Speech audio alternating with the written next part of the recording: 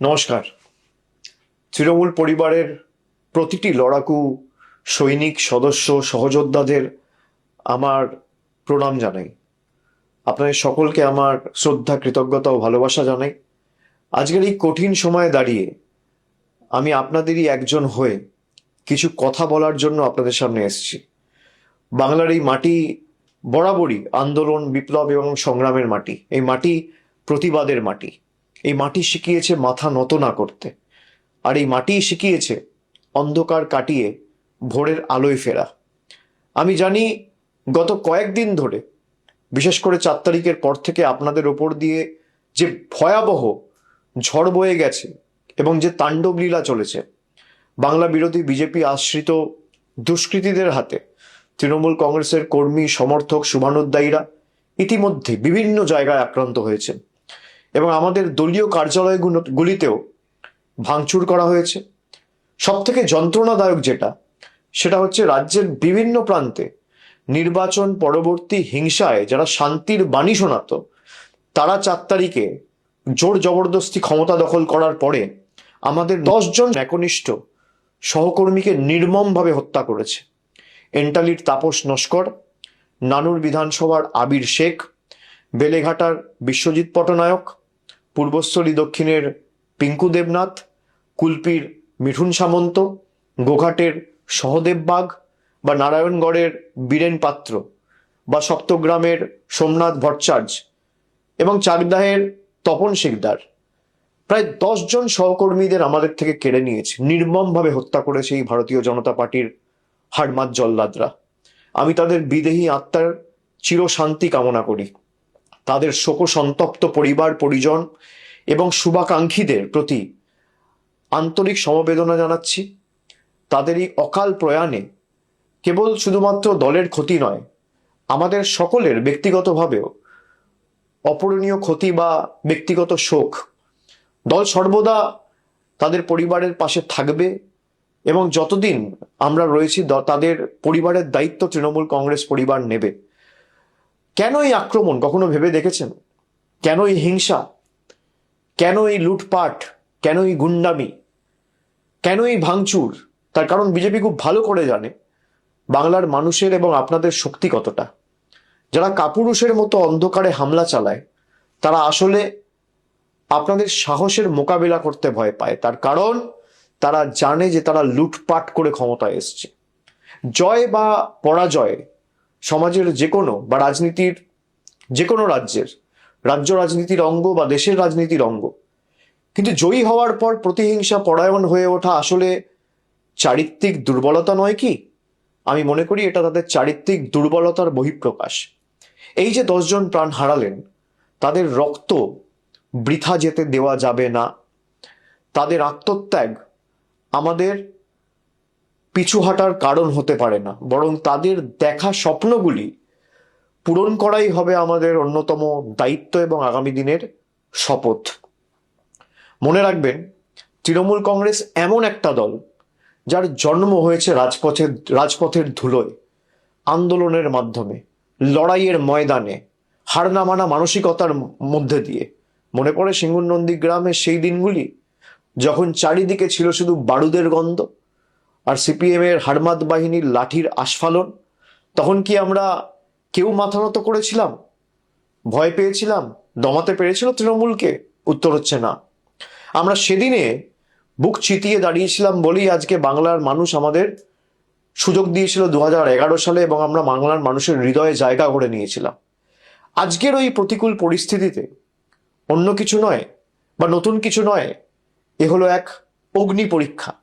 সোনা যেমন আগুনে পুড়ে খাঁটি হয়, আমাদের সংগঠনকেও, তৃণমূলের সর্বস্তরের সৈনিকদেরকেও এই অগ্নি পরীক্ষার মধ্যে দিয়ে আরো শক্তিশালী হয়ে উঠতে হবে। আপনারা সকলে জানেন 2014 লোকসভা নির্বাচনে আমরা 34টি আসন পেয়েছিলাম। পরবর্তীকালে 19-এর নির্বাচনে লোকসভার ভোটে আমাদের ফলাফল প্রত্যাশিত না হলেও আমরা 22টি আসনে জয়যুক্ত হয়েছিলাম। তারপরের যে নির্বাচন 2024 সালে, সেখানে আমরা প্রায় 29টি আসন পেয়েছিলাম।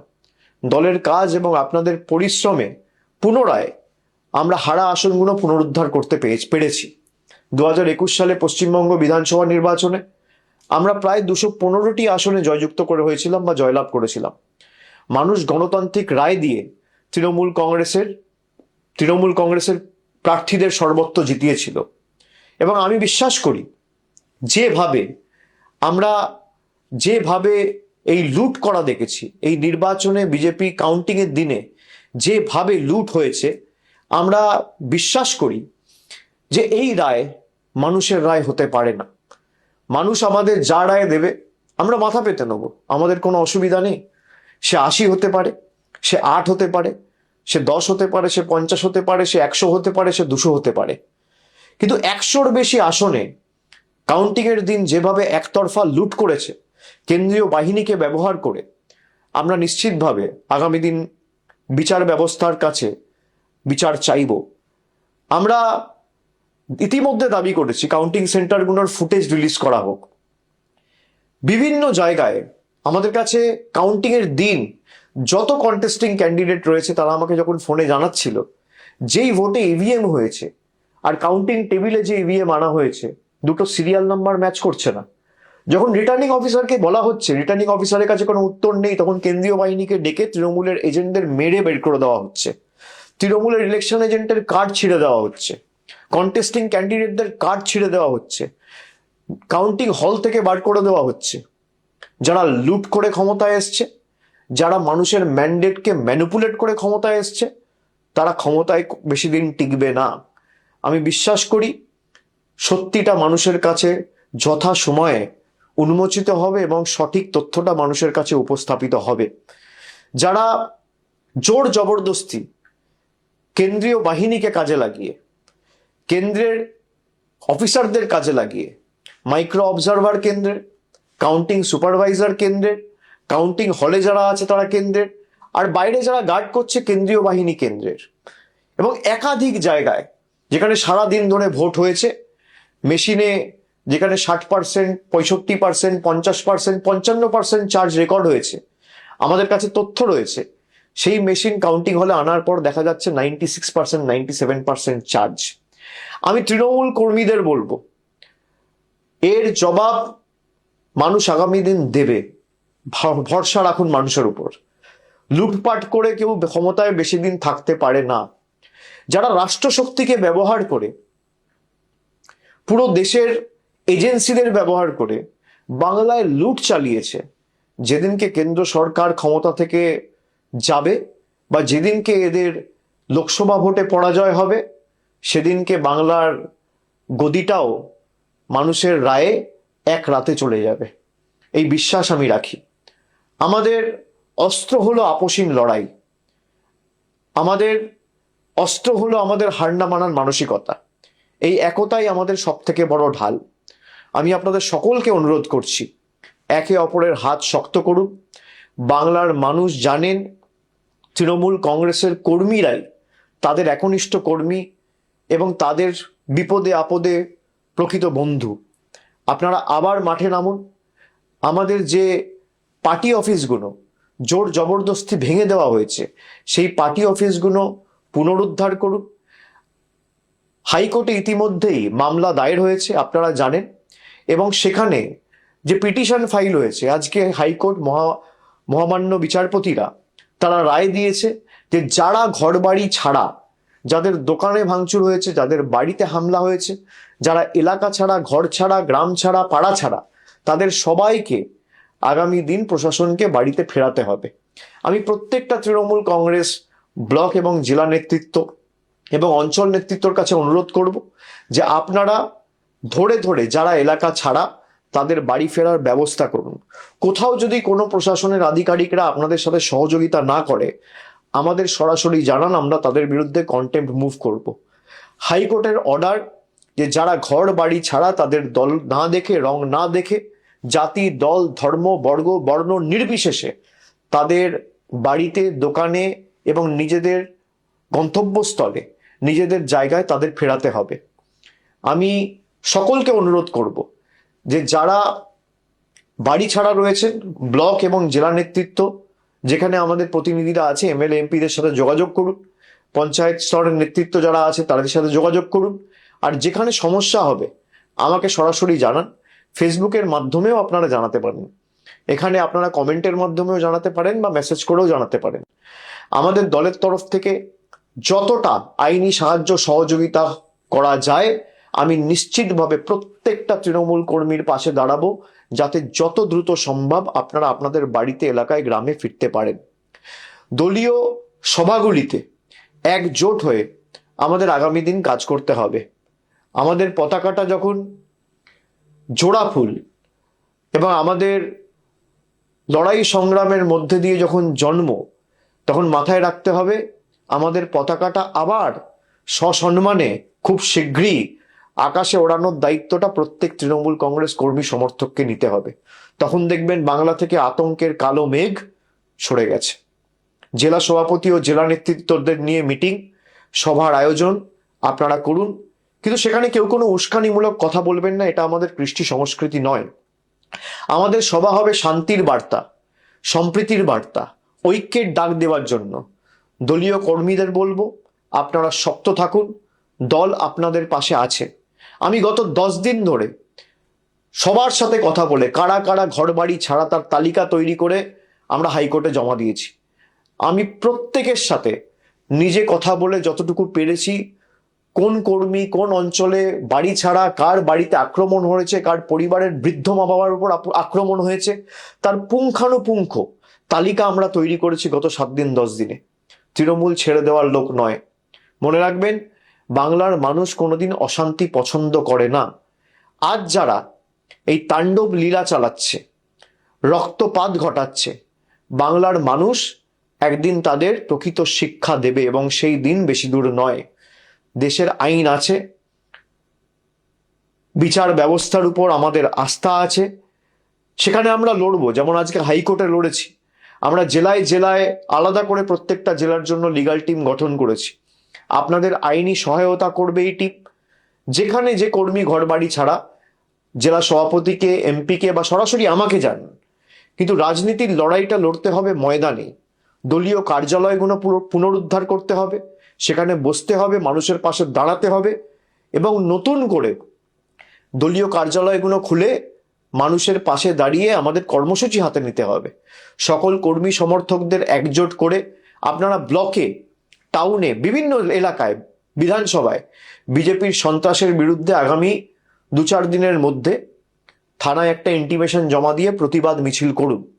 আমাদের নেত্রী মমতা বন্দ্যোপাধ্যায় সব সময় একটা কথা বলেন, বিপদের দিনে যে আগে বুক পেতে দাঁড়ায় সেই তো দলের প্রকৃত সৈনিক বা আসল যোদ্ধা।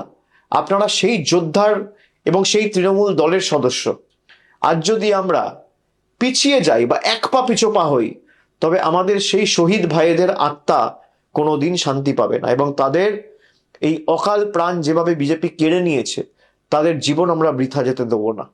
তারা যে স্বপ্ন দেখেছিলেন একটি সুন্দর, শান্ত এবং সম্প্রীতির বাংলার, সেই স্বপ্নের দায়িত্ব আজকে আমাদের সকলের কাঁধে, আপনাদের কাঁধে। আমরা শীঘ্রই আবার এই বাংলায়, মামাটি মানুষের বাংলায় সত্যি যেদিনকে উন্মোচিত হবে, মানুষ বুঝতে পারবে এবং তৃণমূলই থাকবে। কোনো শক্তি তৃণমূলকে এই গণজোয়ারে রোধ করতে পারবে না। যারা আজ আস্ফালন করছে তাদের মনে রাখা উচিত, গীতায় বাণী রয়েছে, অধর্মের আয়ু বেশি দিন নয়, সত্য আর ন্যায়ের জয় হবেই হবে। আসুন আজ থেকে আজ আমরা শপথ নিই, আমরা লড়াইয়ের ময়দান থেকে পিছুপা হব না। আমরা মাথা উঁচু করে চলব, মানুষের জন্য কাজ করব, মানুষের জন্য লড়ব, বাংলার ঐতিহ্য, সংস্কৃতি এবং কৃষ্টিকে রক্ষা করব এবং তৃণমূলের প্রত্যেকটি দলীয় কার্যালয় থেকে স্লোগান ওঠাবো, জয় বাংলা গর্বের সাথে বলবো। অন্ধকার যত গভীর হয়, সূর্যোদয় ততটাই নিকটবর্তী হয়। বাংলার বুক থেকে এই অশুভ শক্তিকে দূর করে আমাদের আবার পথে নামতেই হবে সকলকে। আমি শীঘ্রই যেখানে আপনারা ডাকবেন আমি নিশ্চিতভাবে যাব। আমার ঘরের বাইরেও এরা কি অত্যাচার করেছে আপনারা দেখেছেন, সব আমরা দেখেছি। বিজেপির আসল স্বরূপ আমরা দেখেছি। আমার লড়াই বিজেপির সাথে, আপনার লড়াই বিজেপির সাথে, কিন্তু পরিবারের ছোট সন্তান, ছেলে মেয়ে, কাউকে এরা রেয়াত করেনি।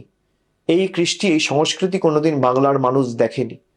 আমি বিচার এবং এর সদুত্তর বিশ্বাস করি মানুষ দেবে, তাই আমি সবকিছু মানুষের উপর ছেড়ে দিচ্ছি। মনে রাখবেন, আমরা সেই দলের কর্মী যারা মৃত্যুকে চোখের সামনে দেখেও কোনোদিন পিছু পা হতে শেখেনি। এই সাময়িক বাধা আমাদের অগ্রযাত্রাকে বা আমাদের লড়াইয়ের মানসিকতাকে স্তব্ধ করতে পারবে না। আপনারা ঐক্যবদ্ধ হয়ে এগিয়ে চলুন, লড়াইয়ে থাকুন। মাঠ আবার আমাদের হবে, মানুষের হৃদয় আমরাই জয় করব। শুভ দিন বাংলায় আসবেই। শুধু ধৈর্যের সঙ্গে আমাদের সকলকে এই লড়াইটা জারি রাখতে হবে। আপনাদের লড়াকু মেজাজ এবং এই স্বৈরাচারী বিজেপির বিরুদ্ধে হার না মানা মানসিকতা, লড়াই করার সেটাই হবে শ্রেষ্ঠ জবাব। আমি সকলকে অনুরোধ করব যে আপনারা আস্তে আস্তে তৃণমূলের পার্টি অফিসগুলো খুলবেন, বসবেন। দলের জেলা স্তরের যারা নেতৃত্ব আছে, আমি সকলকে অনুরোধ করব যে অঞ্চল স্তরে বা ওয়ার্ড স্তরে বা বুথ স্তরে যে কর্মীদের উপর আঘাত হয়েছে, প্রত্যেকটা জায়গায় একটা করে এফআইআর করবেন। এফআইআর যদি না নেয় থানা, তাহলে স্ট্রেট একটা অনলাইন এফআইআর করবেন এবং 48 ঘন্টার মধ্যে ফিজিক্যাল কপি থানায় জমা দেবেন এবং কপিগুলো আমাদের পাঠাবেন। এদের সবার, যারা আজকে বিজেপির কথায় বাংলার কৃষ্টি সংস্কৃতিকে নষ্ট করে বুলডোজার চালিয়ে রবীন্দ্র নজরুলের বাংলাকে উত্তরপ্রদেশ এবং বিহারে পরিণত করার চেষ্টা করেছে, তাদের সবার জবাব বাংলা দেবে, এই বিশ্বাস আমি রাখি। জয় হিন্দ, জয় বাংলা, বন্দে মাতরম।